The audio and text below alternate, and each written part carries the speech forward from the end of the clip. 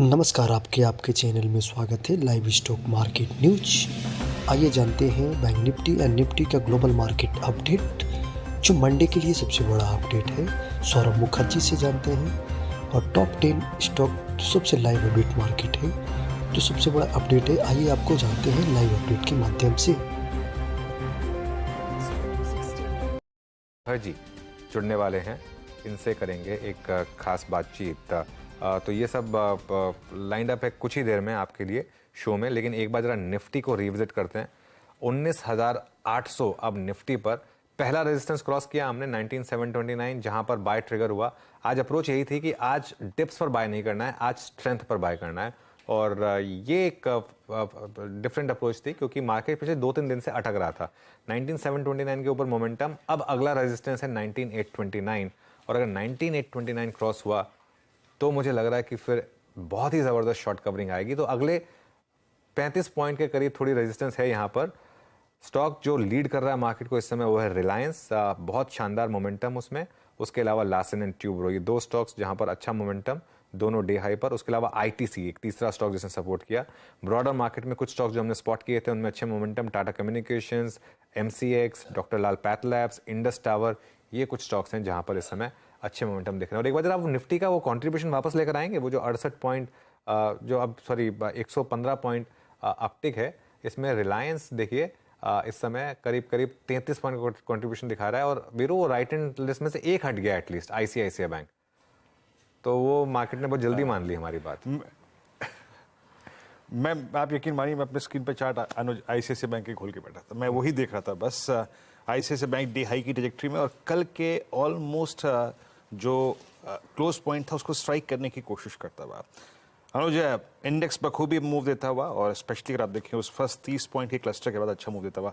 Bank Nifty भी अनुज, look at bank Nifty. अब ये भी जैसे निफ्टी ने अपने कॉल राइटर्स के जोन में जाके स्टार्ट वहीं से किया, बट ग्रेजुअली अब निफ्टी बैंक भी 46,000 की कॉल राइटर पे। कल का कितना आउटस्टैंडिंग हुआ था डायरेक्टर साहब, वो कॉल लेके आएंगे जरा। कल 46,000 की कॉल का आउटस्टैंडिंग हुआ था, 58 लाख का सबसे बड़ा कॉल राइटर का जोन था, उसके नजदीक जाके ट्रेड करता हुआ। बिल्कुल वीरू। और अब बस ये है, बस एचडीएफसी बैंक वो थोड़ी दिक्कत कर रहा है। वेट इतना है ना एचडीएफसी बैंक का, बैंक निफ्टी में 30% का वेट है। लेकिन जिस तरीके से आईसीआईसीआई बैंक ने मुंह दिखाया, अगर होपफुली अब मार्केट हमारी अगली बात भी मान ले और अब एचडीएफसी बैंक भी पार्टिसिपेट करना शुरू कर दे, तो बस फिर जो बचा खुचा काम है वो हो जाएगा। और अगर ये हो गया तो फिर आप 19,829 के ऊपर निकले अगर आप, फिर देखिएगा आप किस तरीके की कवरिंग वापस शुरुआत होगी। चलिए अब वीरो एक काम करते हैं, एक एक करके फिर कॉल्स देना शुरू करते हैं। गाबा सर बताइए, इस समय की फ्रेश कॉल्स क्या होंगी? मार्केट में अच्छा मोमेंटम इस समय। बिल्कुल स्टॉक मैंने चुना है इस वक्त, वो है भारती एयरटेल। 890 पे ट्रेड कर रहा है, 900 पार कर लेगा, 885 का स्टॉप लगाना चाहिए। भारती एयरटेल गुड। और बैंकिंग क्षेत्र से मुझे ध्यान है कोटक पर, थोड़ा एग्रेसिव कॉल है, लेकिन यहीं से एक अप मूव मिलना चाहिए कोटक महिंद्रा बैंक में। स्टॉप होगा आज का लो, और वो होगा करीब 1870 का। मौका मिले तो 1930 भी जा सकता है। तो आज मेरे ख्याल से बैंकिंग क्षेत्र में ध्यान देना चाहिए। ओके चलिए, ये बात होगी कोटक महिंद्रा बैंक की। मानस, आप क्या फ्रेश पिक कर रहे हैं इस समय? देखिए, दो स्टॉक नजर में है। सबसे पहले तो एस्कॉर्ट्स ध्यान रखिए अनुज जी। देखिए यहाँ पर ट्रेंड बहुत बुलिश बना हुआ है एस्कॉर्ट्स में। हाई टॉप्स हायर बॉटम्स पहले ही बन रहे थे, आज एक फ्रेश ब्रेकआउट देखने को मिला है। तो करंट लेवल्स पे एस्कॉर्ट्स पे खरीदारी करेंगे, 2370 के स्टॉप लॉस लगाना है, और 2465 2465 तक के टारगेट आपको एस्कॉर्ट्स में देखने को मिल सकते हैं। और दूसरा स्टॉक जो चार्ट पे बेहतरीन लग रहा है वो है टाटा पावर का। देखिए टाटा पावर ने कल बॉटम बना लिया, आज 20-डे मूविंग एवरेज को रीगेन कर लिया है। करंट लेवल्स पे टाटा पावर में खरीदारी करने की राय रहेगी। 219 रुपए 219 के स्टॉप लॉस से आपको खरीदारी करनी है, और 226 रुपए के टारगेट सेट करना है। ओके, टाटा पावर 221 पे ट्रेड करता हुआ। प्रशांत, आपके दो trades. Veeru ji, first stock होगा AB capital, Aditya Birla capital. यहाँ पे मेरा स्टॉप लॉस होगा 185 जो टारगेट में देख रहा हूँ वो 200 तक देख रहा हूँ, 200। और नेक्स्ट पिक होगा एचडीएफसी लाइफ। यहाँ पे मेरा स्टॉप लॉस होगा 640 जो टारगेट में देख रहा हूँ वो 680 तक देख रहा हूँ। मुझे लग रहा है एबी कैपिटल एक अच्छा बेस बना चुका है, और सेम व्यू मेरा एचडीएफसी लाइफ पे भी। ओके, दो स्टॉक्स आपके एचडीएफसी लाइफ 655 पे डे हाई की ट्रैजेक्टरी मार्केट ट्रेड करता हुआ। नीलेश, गुड मॉर्निंग, आपके दो trades. Very good morning to you. देखिए, आज दोनों ही काउंटर बाय साइड में है। सबसे पहले खरीदारी पे जो स्टॉक आ रहा है वो है टाटा कम्युनिकेशन। ऑलरेडी मॉर्निंग में हमने एक ब्रेकआउट देखा, उसके ऊपर सस्टेन कर रहा है, एक फॉलिंग ट्रेंड लाइन का ब्रेकआउट है। काफी स्ट्रॉन्ग चार्ट पैटर्न है और ऊपरी स्तरों पर जो अपसाइड यहाँ पे है वो है 1700 की इमीडिएट बेसिस पे। उसके बाद 1740 तक के नेक्स्ट टारगेट हमें देखने को मिलेंगे। 1665 के आसपास स्पॉट में ट्रेड हो रहा है। 1640 के आसपास का यहाँ पे स्टॉप लॉस रखना होगा एंड ऊपरी स्तर पर 1700 और 1740 के 2 टारगेट्स होंगे। वहीं जो दूसरा स्टॉक पसंद आ रहा है वो है HPCL। लगातार यहाँ पे हमें स्ट्रेंथ देखने को मिल रही है और आज पिछले 3 से 4 दिनों का जो कंसोलिडेशन था उसका ब्रेकआउट देता हुआ नजर आ रहा है। HPCL में करंट लेवल पे लॉन्ग करने की सलाह होगी। ऊपरी स्तरों पर 310 के टारगेट होंगे एंड 300 का यहाँ पे स्टॉप लॉस रखना होगा। यहाँ पर अच्छा momentum despite higher crude prices, काफ़ी इंटरेस्टिंग मूव्स इस समय यहाँ पर आपको दिखाई देंगे HPCL में। चलिए अब एक काम करते हैं, कंपनी की बात करते हैं। तीसरी तिमाही में KPIT टेक की आय और मार्जिन अनुमान से ज़्यादा रहे हैं। डॉलर रेवेन्यू में 8% तो मुनाफे में 20% से ज़्यादा की बढ़त रही है। कंपनी ने FY24 के लिए constant currency revenue growth guidance 27 से 30% के बीच बरकरार रखी है। नतीजे और फ्यूचर आउटलुक पर चर्चा करने के लिए हमारे साथ KPIT टेक के CEO किशोर पाटिल जुड़ गए हैं। किशोर जी, गुड मॉर्निंग। आई नो आपकी कंपनी एक ट्रेडिशनल IT सर्विसेज कंपनी से थोड़ी अलग है, लेकिन फिर भी एक ऐसा एनवायरनमेंट जहां पर जो बड़े बड़े दिग्गज हैं वो गाइडेंस काट रहे हैं, आपने इतनी स्ट्रांग गाइडेंस रखी है और इतना स्ट्रांग परफॉर्मेंस दिखाया, इसका कारण क्या है और आपकी विजिबिलिटी क्या है इस समय? इसका तो कारण है, हमारी स्ट्रैटेजी अलग है। जो जैसे आपने बताया वैसे हमारी कंपनी अलग है। हम सिर्फ ऑटोमोटिव और मोबिलिटी पे फोकस कर रहे हैं। हम से 25 क्लाइंट पे फोकस कर रहे हैं। हम उसमें भी नए टेक्नोलॉजी पे फोकस कर रहे हैं और जो नया जो आर्किटेक्चर बन रहा है कार्स का, उसमें फोकस कर रहे हैं। सो हमारा is a very sharp focus on है इन कुछ चीजों पे। उसके कारण क्या होता है कि ये जो एरिया है वो ऑटोमोटिव मैन्युफैक्चरर्स के लिए भी बहुत इंपॉर्टेंट पार्ट है एंड इसीलिए इसका जो स्पेंड है वो कम नहीं हुआ है। सो उसका मतलब ऐसा है कि ये एरिया इंपॉर्टेंट है, उसका स्पेंड हो रहा है। हमारे क्लाइंट्स जो है वो उनका स्पेंड कम नहीं हो रहा है, हम बढ़ा रहे हैं उसमें एक्चुअली, और हम बहुत पोल पोजीशन में हैं इस एरिया में। उसके और दूसरी और एक कारण ऐसा है कि हमारी पाइपलाइन है वो बहुत ही ज्यादा स्ट्रांग है। उसके कारण हमें एक विजिबिलिटी मिल जाती है और जैसे इसी कारण हम उसको बता सकते हैं कि हमारा इतना ग्रोथ हो जाएगा। और अब मार्जिन देखा फर्स्ट क्वार्टर का, अगर अपने परफॉर्मेंस देखा तो ध्यान में आता है कि हम पहले ही उस रेंज में आ चुके हैं। ये जो होंडा और SK इसकी जो पार्टनरशिप की जो डील हुई थी, इससे आपकी कंपनी पर क्या फर्क पड़ेगा? क्योंकि होंडा और KPIT की एक डील अनाउंस हुई थी मार्च 2023 में, तो क्या ये अलग डील है या उसका स्कोप डिफरेंट है? अगर इस पर कुछ जानकारी दे सके। ये जो कंपनी है उसका, जो मैंने बताया, नए आर्किटेक्चर पे काम करते हैं, नए जो प्लेटफॉर्म बना रहे हैं उस पे KPIT का फोकस है। जो सॉफ्टवेयर प्लेटफॉर्म उसमें जो नया आर्किटेक्चर काम कर रहा है उस पे फोकस है। ये जो काम है वो KPIT कर रही है और वो हम जैसे कि हमने हमारे प्रेस रिलीज में भी बताया कि हम अच्छी तरह से उस पे हमारा प्रोग्रेस हुआ है, हमारा रैंप अप अच्छा हुआ है एंड सो उसमें तो कोई दिक्कत नहीं है। ये अलग एरिया में है, ये जरा दूसरी तरह है, जिधर होंडा को सम अदर एरियाज में सपोर्ट है, उस एरिया में ये डील है। मैं उस पर फोकस नहीं करना चाहता। मैं इतना ही बताना चाहता हूँ कि KPIT का जो वर्क एरिया है उसमें कोई भी इससे कम होने वाला नहीं है, उसके कारण कम नहीं होने वाला। इसके बावजूद एक्चुअली हमें तो ज्यादा अपॉर्चुनिटी दिख रही है इन सम एरियाज में। सो इसका कोई इम्पैक्ट नहीं है।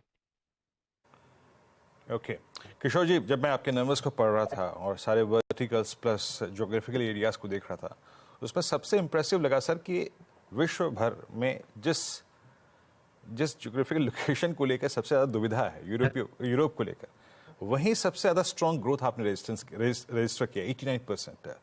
इसका प्रमुख कारण एशिया में ये ग्रोथ थोड़ी सी कम रही है versus I think rest of the world, but since electric वे जो पहले मैं यूरोप की बात करना चाहूँगा। पहले ये क्या इतनी ही ग्रोथ डिलीवर करेगा? उसके बाद मैं एशिया पे आऊँगा, और या फिर यहाँ से थोड़ा सा ट्रिम डाउन हो सकती है ग्रोथ?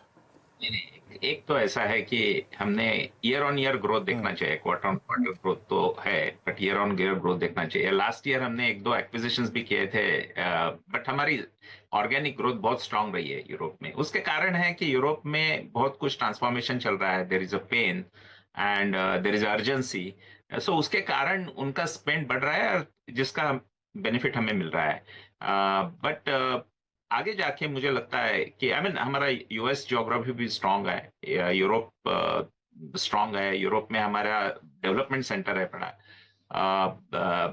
और एशिया में हमारा फोकस आने वाला है।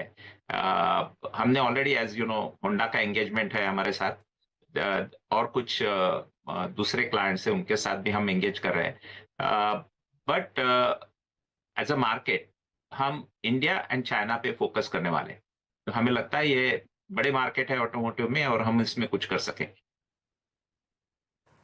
एग्जैक्टली मैं अपने उस पहले प्रश्न का दूसरा भाग यही रख रहा था सर, क्योंकि यहाँ भी इलेक्ट्रिफिकेशन की प्रक्रिया बहुत तूल पकड़ रही है तेजी से। तो आप चाइना और इंडिया में अगले 2-3 क्वार्टर्स में क्या ग्रोथ देख रहे हैं, और यहाँ पे कुछ नए क्लाइंट्स पॉसिबल अगले 2-3 क्वार्टर्स में जुड़ सकते हैं क्या आपके साथ? पहला फोकस इंडिया में लाएंगे हम, थोड़ा टाइम लगेगा, बट या इंडिया में लाएंगे। China is a medium term focus, उसको टाइम लगता है चाइना में एज यू नो सब कुछ भी करने के लिए, तो उसको जरा मीडियम टर्म परसूट है वो। रियलाइजेशंस और क्या आपका आउटलुक क्या है? आपने कहा था कि इस पर आप काफ़ी ज़्यादा काम भी कर रहे हैं, फोकस रहेगा और across the verticals to drive profitability.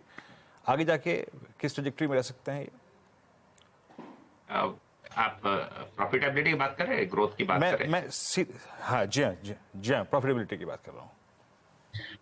क्या है कि अगर आपने देखा, हम लास्ट 12 क्वार्टर में हम ग्रोथ बढ़ा रहे, प्रॉफिट्स बढ़ा रहे। हमने 3 साल पहले ऐसे बताया था कि हमारी प्रॉफिटेबिलिटी बढ़ेगी, और जिस तरह से बढ़ेगी वैसे वो बढ़ती रही है। जैसे ये बढ़ रहा है हमारा परफॉर्मेंस, उसमें हमने इन्वेस्टमेंट्स में कोई कमी नहीं की है, जिसमें इन्वेस्टमेंट्स टेक्नोलॉजी में है, पीपल में है, फ्यूचर इफ आई टू से कि मार्केट डेवलपमेंट में है, हमें उसमें कुछ कमी की नहीं है। जैसे और उसके कारण हम कॉशियसली बट स्टेडीली हम मार्जिन बढ़ा रहे हैं। सो अभी हमने इस ईयर के लिए 19 से 20% बताया है, बट हमने बताया कि 20% के ऊपर is a very sustainable profitability you know going forward. Okay, चलिए किशोर जी, बहुत बहुत शुक्रिया आज हमारे साथ जुड़ने के लिए, और आपको ऑल द बेस्ट अगले क्वार्टर्स के लिए। Thank you. चलिए, ये होगी बात KPIT की। एक बहुत छोटा सा ब्रेक लेंगे, और उसके बाद मास्टर्स इन्वेस्टमेंट के को फाउंडर सौरभ मुखर्जी हमारे साथ जुड़ेंगे इस ब्रेक के बाद। Welcome back. आज हमारे साथ एक बहुत खास मेहमान जुड़ गए हैं बिग मार्केट वॉइसेस में, मास्टर्स इन्वेस्टमेंट के फाउंडर सौरभ मुखर्जी। और सौरभ ने पिछले 5 साल में PMS में काफ़ी तहलका मचाया है, और काफ़ी कम समय में इनका फंड जो है वो काफ़ी लार्ज साइज्ड PMS में इंडिया में जुड़ गया है। ऑब्वियसली उससे पहले सौरभ सेल साइड में रह चुके हैं, और पहले लंदन में थे, और इंडिया में एम्बिट में सौरभ काम कर चुके हैं। बस सौरभ जी, बहुत बहुत शुक्रिया आज हमारे साथ जुड़ने के लिए। और क्योंकि आप मार्केट पर ज़्यादा टॉप डाउन बात करते नहीं हैं इसके, और आपके साथ स्टॉक स्पेसिफिक बात करने में मज़ा आता है, इसके लिए मैं सीधा उसी से शुरुआत करूंगा।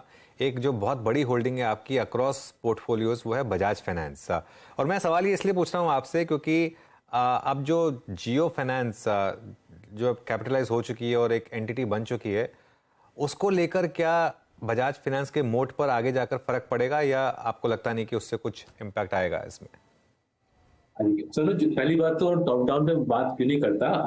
I can talk all morning, सारी सुबह मैं आपके साथ टॉप डाउन कर सकता हूँ, किसी का कोई फायदा नहीं होता। मनोरंजन जरूर होगा आपके दर्शकों का, बट कमाई के इलाके में बॉटम अप करने से ही कमाई की हिंदुस्तान में। आते हैं बजाज फाइनेंस पे। अगर हम जियो फाइनेंस का कैपिटलाइजेशन देखें, कुछ भयंकर मात्रा में जियो फाइनेंस कैपिटल लेके प्रवेश नहीं कर रहा। अगर हम पूरे एनबीएफसी इंडस्ट्री की जो कैपिटलाइजेशन है करीबन उसकी कैपिटलाइजेशन के मुकाबले जियो फाइनेंस 4-5% एक्स्ट्रा कैपिटल लेके आ रहा है, राइट। सो पहली बात तो है कि ऐसा कुछ मैसिव स्केल का एंट्री है, जिस प्रकार से टेलीकॉम पे जियो का प्रहार रहा था उस प्रकार से अनलाइकली है कि जियो का फाइनेंस पे रहेगा, बिकॉज कैपिटल उस पैमाने पे जियो ला नहीं रहा इंडस्ट्री में। दूसरी बात है अंडरराइटिंग और टेक्नोलॉजी का इस्तेमाल अंडरराइटिंग में जिस खूबी से बजाज फाइनेंस ने लास्ट 10-15 साल में किया है, उस प्रकार का टेक्नोलॉजी, उस प्रकार की एल्गोस, उस प्रकार का डेटा हिंदुस्तान में और किसी के पास है नहीं। जरूर ये बात जरूर है कि जियो का विशाल टेलीकॉम का कारोबार है, बट टेलीकॉम का कारोबार और उस पर जो डेटा इकट्ठा होता है और लोन अंडरराइटिंग में जिस प्रकार का डेटा चाहिए, जिस प्रकार की कला चाहिए, जिस प्रकार की एल्गोरिथम्स चाहिए, वो एक दूसरी चीज है। हिंदुस्तान में अब तक कोई दूसरा बजाज फाइनेंस का मुकाबला कर नहीं पाया। अगर कोई आसपास आ पाया है बजाज फाइनेंस को, वो होगा चोलामंडलम, जो भी हमारी दूसरा स्टॉक हमारे पोर्टफोलियो में है। और तीसरी बात करते हैं बजाज फाइनेंस की खुद की जो हिस्टोरिकल जो तजुर्बा रहा है। अगर हम गए दशक की बात करें, इंडिया बुल्स हाउसिंग फाइनेंस आया था, डीएचएफएल आया था, कई कंटेंडर्स आए थे, मुकाबला करने का कोशिश किया, उनके दांत खट्टे किए बजाज फाइनेंस ने, और आज ये एनबीएफसी का सरताज बना बैठा है। तो जरूर अच्छी टक्कर होगी जियो फाइनेंस और बजाज फाइनेंस की। मेरी उम्मीद है कि बजाज फाइनेंस अपने गेम को और रेस करेगा, बट जैसे आपने बिल्कुल ठीक बोला, हमारे फ्लैगशिप पोर्टफोलियो कंसिस्टेंट कंपाउंडर्स का ये बड़ा हिस्सा है, और दबा के कमाई किया इसने हमारे क्लाइंट्स के लिए गए 5 सालों में। ठीक है, चलिए बजाज फाइनेंस की बात हो गई। अच्छा, मैं आपका पोर्टफोलियो देख रहा था और उसमें एक और स्टॉक जो मुझे लिटिल चैंपियंस में स्ट्राइक किया, मेरे ख्याल से हमने इसकी बात पहले की नहीं है, मैस फाइनेंशियल। मेरे ख्याल से 31 मई तक आपका 7% होल्डिंग इसमें थी। ये मैं कंपनी की प्रोफाइल देख रहा था, ये एकदम लोएस्ट जो स्ट्रेटा है उसको एड्रेस करती है। यहाँ पर बुलिशनेस के क्या रीजंस हैं सौरभ, और यहाँ पर आपने क्यों इतना बड़ा इन्वेस्टमेंट किया हुआ है? तीन प्रकार का अलग प्रकार का लैंडिंग करता है मैस, और अनुज आपने बिल्कुल ठीक बोला, ये काफी सालों से हमारे लिटिल चैम्प्स पोर्टफोलियो में है। पहला काम तो एक मैस करता है कि जो गुजरात में जो प्रॉपर्टी डेवलपर्स हैं उनको फाइनेंस करता है। जो प्रॉपर्टी डेवलपर्स जिनके लिए मानिए दिक्कत होगी एचडीएफसी बैंक से लोन पाना या किसी पीएसयू से लोन पाना, छोटे प्रॉपर्टी डेवलपर्स, उनको मैस फाइनेंस करता है। दूसरा कारोबार करता है मैस की जो एनबीएफसीज हैं, छोटे छोटे एनबीएफसीज हैं गुजरात के शहरों में, उनको मैस फाइनेंसिंग देता है। और तीसरा है मैस की खुद की जो लोन बुक है, डिस्टिंक्ट फ्रॉम डेवलपर्स और डिस्टिंक्ट फ्रॉम एनबीएफसीज। एक कमाल की एनबीएफसी है ये, 25-27% आरओई पे काम की है बहुत सालों तक। आईपीओ हुए 16-17 साल हो गए, कभी डाइल्यूशन की जरूरत पड़ी नहीं, बिकॉज आरओई इतनी हाई है, रिटर्न ऑन इक्विटी इसकी इतनी ऊंची है कि विदाउट फ्रेश इक्विटी रेज किए ये बिजनेस आराम से 20-25% पे लोन बुक ग्रो कर सकता है।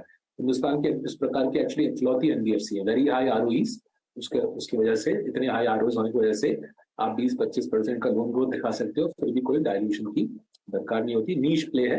कुछ हद तक जिस प्रकार का काम ग्रू फाइनेंस करता था बंधन बैंक के एक्विजिशन के पहले, जिस प्रकार का काम ग्रू करता था, ग्रू हमारे पोर्टफोलियो में हुआ करता था 4 साल पहले तक, उस प्रकार का नीश काम मैस करता है। ये डिस्क्लेमर देते हुए इन सारे स्टॉक्स में जिनका मैं जिक्र कर रहा हूँ, मेरा खुद का निवेश है, मार्सेलस के 10,000 क्लाइंट्स का निवेश है, और मेरे माँ बाप का भी निवेश है इन स्टॉक्स में। सौरभ जी, ये डिस्क्लेमर आप हमेशा देते हैं और सुन के अच्छा भी लगता है। अच्छा, एक और स्टॉक आपकी इसी डिस्क्लेमर में जो फॉल होता है वो है, गिरेगा आके, वो है टीसीएस। सर, आपने इस बार की अर्निंग्स को देखा और मोटे तौर पे 2-3 चीज़ें थी, थोड़ा सा मार्जिन कॉन्ट्रैक्ट्स हुए, लेकिन इस बार एक बड़ी चीज़ थी जिसने अपना इंप्रेशन बीते 6 महीने में छोड़ा है पूरे आईटी पे, दैट्स एआई। इन बदले सर्कमस्टेंसेस में आप टीसीएस को कैसे देखते हैं, और एआई का मतलब टीसीएस के लिए क्या है? थोड़ा सा इसको सरोकार को समझाइएगा सर। देखिए, हमारे रिसर्च के मुताबिक एआई इंडियन आईटी सर्विसेज के लिए पॉजिटिव डेवलपमेंट है। स्पेसिफिकली जो लार्जर प्लेयर्स हैं, टीसीएस, इन्फोसिस प्रकार के जो बड़े खिलाड़ी हैं, उनके लिए ये बेहद पॉजिटिव है। किस लिए ऐसा है?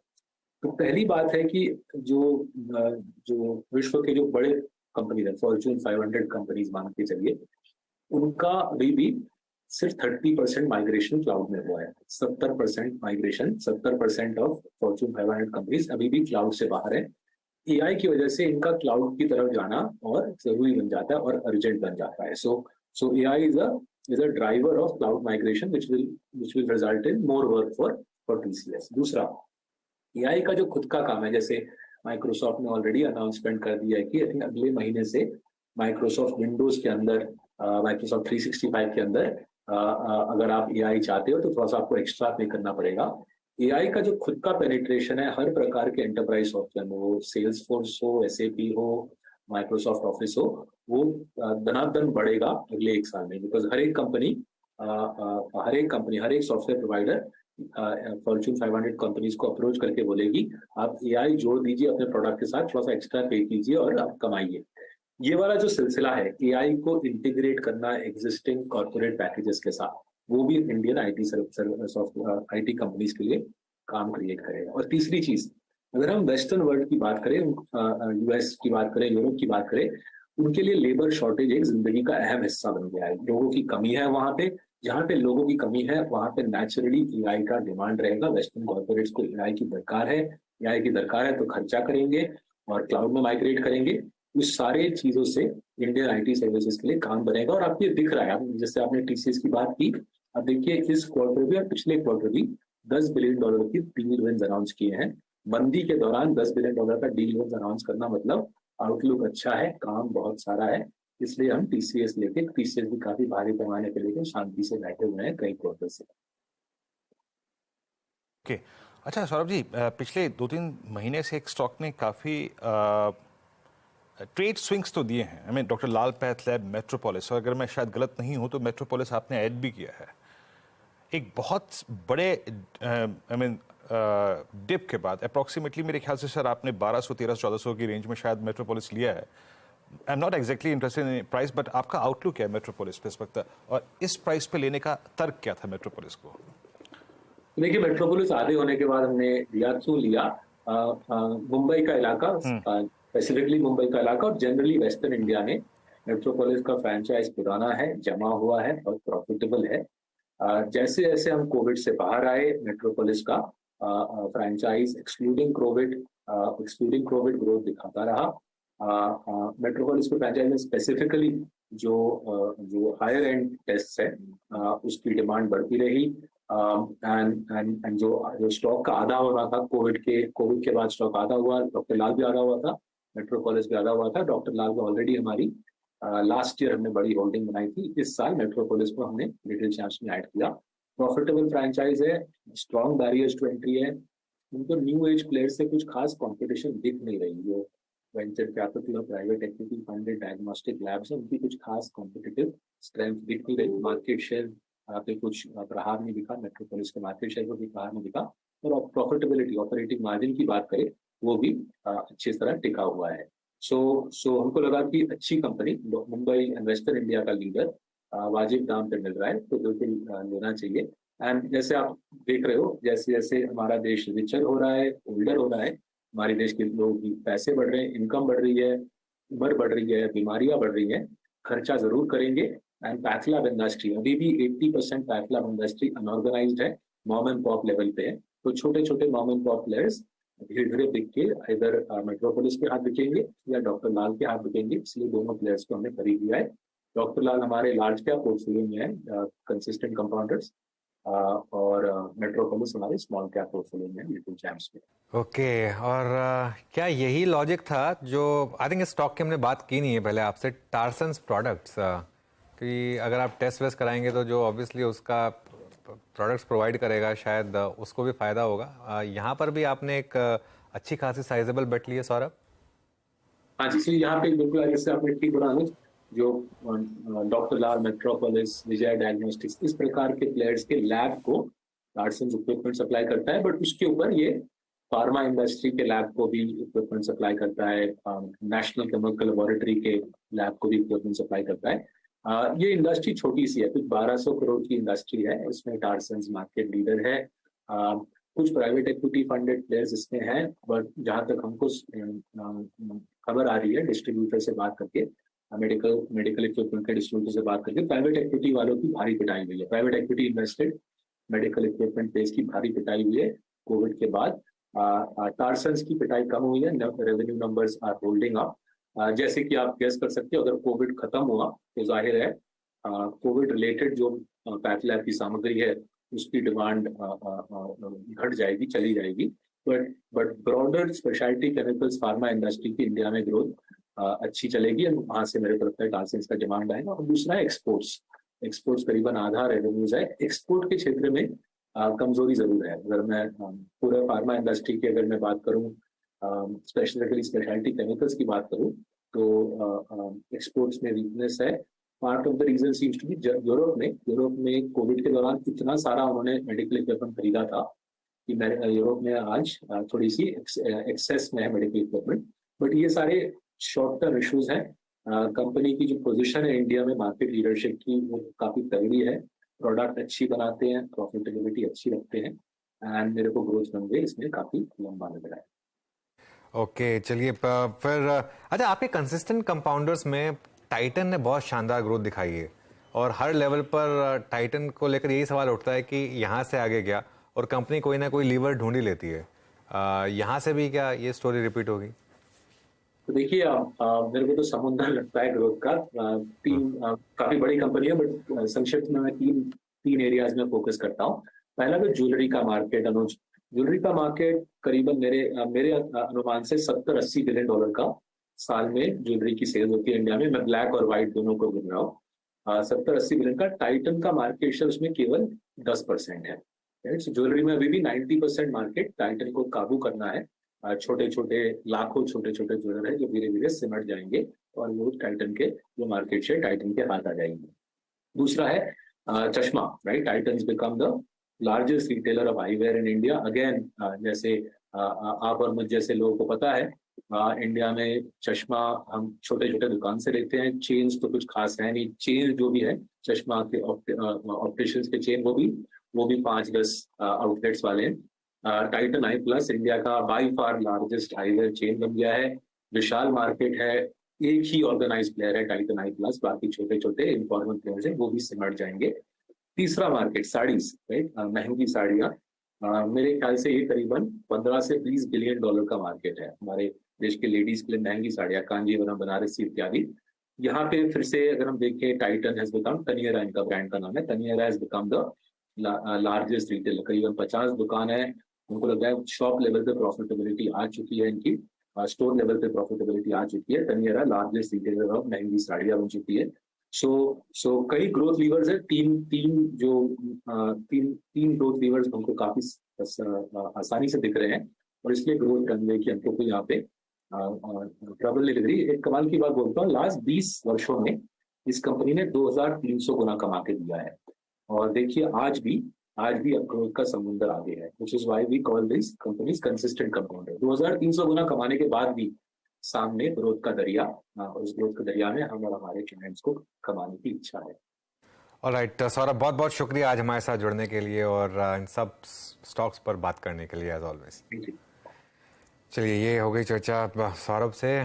मार्केट देखिए, आज जो हमारी अप्रोच डिफरेंट थी वो इसीलिए थी कि एक बार आज स्ट्रेंथ में बाय करना है। 19,729 क्रॉस हो जाए और उसके ऊपर टिक जाएं आप, तब बाय करना है। और अब सेकंड रेजिस्टेंस जोन की तरफ भी बढ़ रहे हैं, 19,829। रिलायंस मार्केट को पावर कर रहा है और रिलायंस के साथ लार्सन एंड ट्यूबर और आईटीसी, और अब बैंकों ने भी जुड़ना शुरू किया, आईसीआईसीआई बैंक। वीरू, मुझे इजाजत दीजिए, मैं अब नीरज जी को सौंप रहा हूँ। नीरज जी, आज मार्केट डबल सेंचुरी लगाएगा निफ्टी में, और मिड कैप इंडेक्स तो लगा ही चुका है ऑल टाइम हाई, और फिर से हम वो काउंटडाउन शुरू आज शायद कर पाएँ, बाय द टाइम क्लोज करें। मुझे भी लगता है, क्योंकि 2:30-3 बजे वो यूएस को हम लोग प्रियम कर रहे कि वहाँ क्या होने वाला। भूमिका हम लोग सुबह बता ही चुके क्या क्या हो सकता है, क्या होना है, तो बन रहा नहीं है। लेकिन हाँ, आज रिलायंस ने ज़बरदस्त प्रदर्शन, 2.5% ऊपर है स्टॉक, और उसी के दम पे इतनी बड़ी, और डेटा बहुत अच्छा है ब्रॉडर मार्केट का, तो हम लोग इंतजार करेंगे। 815 पे इस वक्त चल रहा है, तो इस तेज़ी का मजा लीजिए और आपके सवालों के जवाब देंगे। लेकिन सबसे पहले सुर्खियाँ।